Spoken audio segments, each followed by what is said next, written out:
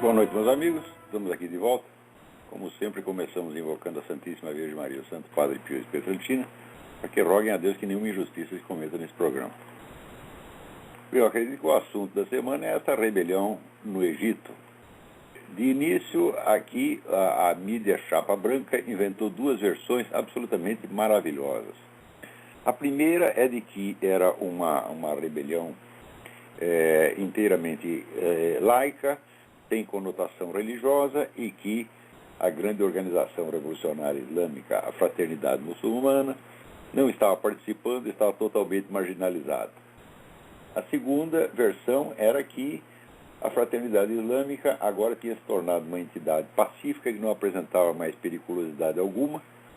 E após essas duas versões terem sido espalhadas por toda a grande mídia aqui, então, finalmente apareceu a realidade. A Fraternidade Islâmica está por trás não só de toda essa violentíssima rebelião no Egito, mas está por trás de rebeliões que estão estourando em vários outros países em torno, Tunísia, Iêmen, etc, etc. Enfim, isso aí é a grande revolução islâmica que está finalmente acontecendo depois de ter sido preparada durante décadas. E o objetivo é, evidentemente, livrar-se dos últimos governos islâmicos que são favoráveis aos Estados Unidos, o que tem boas relações com Israel.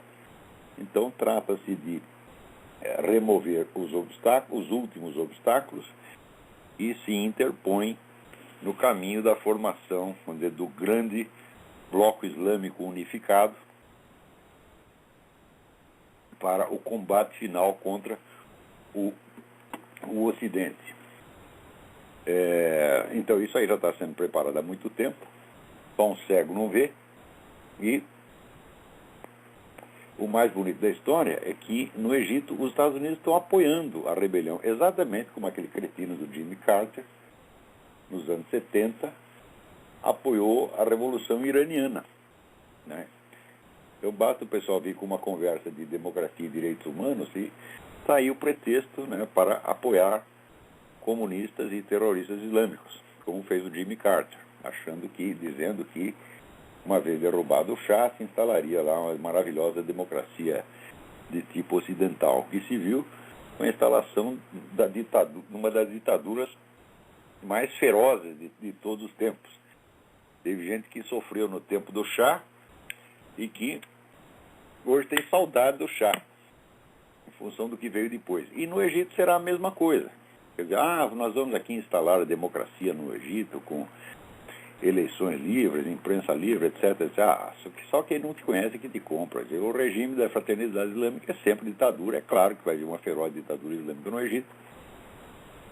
E o Egito, que é um país de população enorme, talvez seja o país de maior população entre os vários países islâmicos, vai se tornar, então, mais uma peça integrada no mecanismo da grande guerra revolucionária islâmica, né?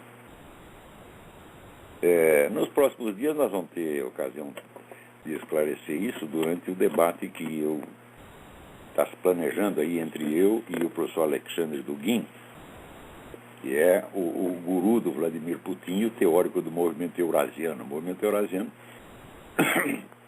ele nasceu do chamado nacional-bolchevismo. Nacional-bolchevismo foi uma ideia criada por um cidadão chamado Eduardo Limonov. Veja como uma coincidência, os dois, tanto o criador do nacional-bolchevismo quanto o do movimento eurasiano, que são Eduardo Limonov e o Vladimir Putin, são filhos de oficiais da KGB. E o Dugin é hoje mentor do homem da KGB, que é o Vladimir Putin. Então, vocês viram que o agente por trás de todas essas coisas é o mesmo de sempre, a boa e velha KGB. Com o nome alterado, pouco importa, que a KGB já mudou de nome 50 vezes. Começou como Tcheca, depois virou NKVD, depois virou não sei quem, depois virou KGB, agora é FSB, tanto faz. O próprio Vladimir Putin, outro dia, disse o seguinte: olha, não acredita nessa história de ex-KGB, não existe ex-KGB. Uma vez que você entrou na KGB, fica lá até morrer, né? De lá você só sai morto ou, na melhor das hipóteses, você vai para o Gulag. Então, a história de ex-KGB, a história de máfia russa, a máfia russa é o próprio governo russo e a própria KGB. E, então, em função do fracasso do esquema soviético, né, os russos inventaram um novo esquema imperialista monstruoso, que é o movimento eurasiano. O movimento eurasiano nasce do nacional-bolchevismo. O nacional-bolchevismo era um movimento exclusivamente ideológico, criado por Eduardo Limonov, onde ele pretendia juntar tudo o que fosse anti-ocidental. Então ia juntar ali os remanescentes comunistas, a Igreja Ortodoxa, vamos dizer, a extrema-direita europeia anti-americana, né, os remanescentes nazistas e os muçulmanos, né? Então seria tudo junto, como eles dizem, a terceira Roma, que é a Rússia, o terceiro Reich e a terceira Internacional, tudo contra o Ocidente, né? E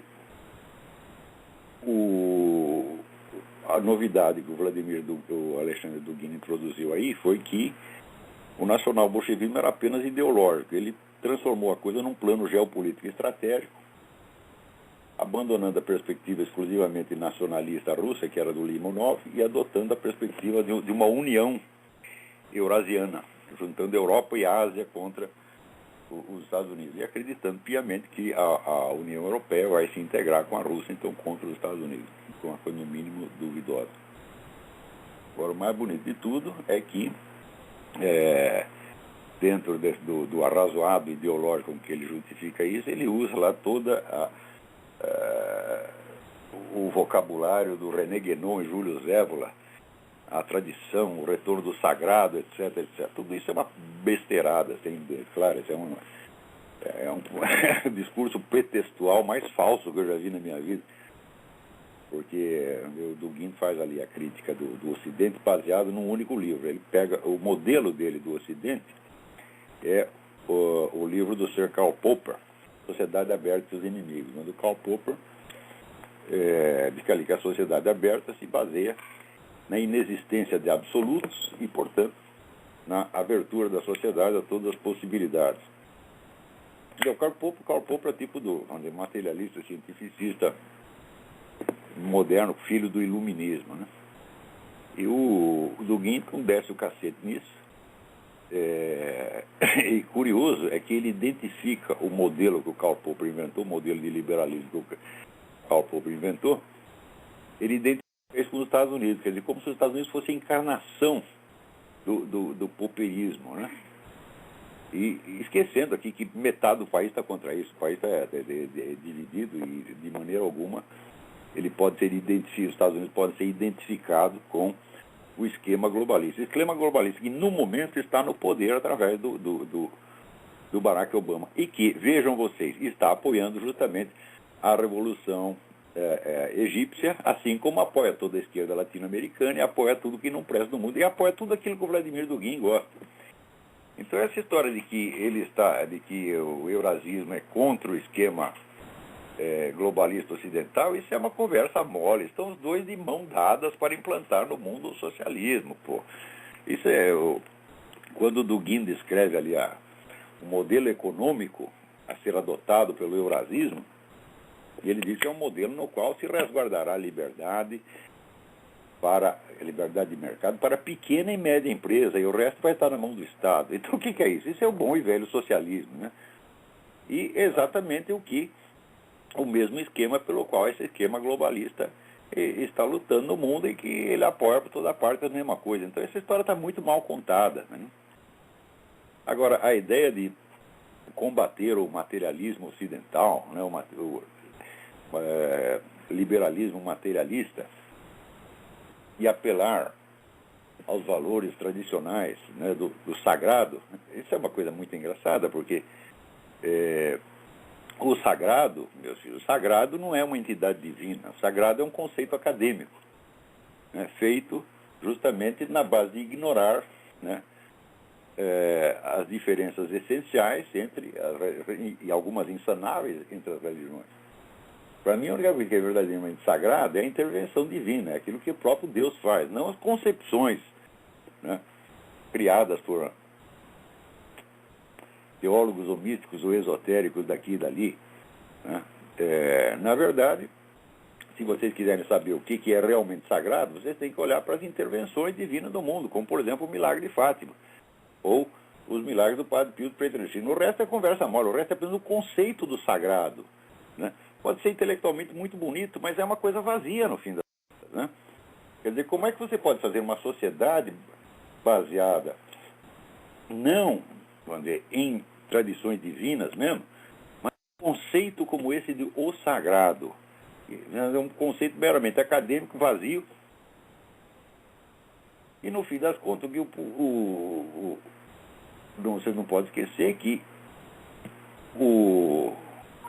entre Alexandre Dugin e Vladimir Putin não há diferença alguma. Eles se amam, se adoram, e um segue o outro exatamente. Então é a política do Vladimir Putin. Agora no Brasil tem um monte de idiotas, tá certo?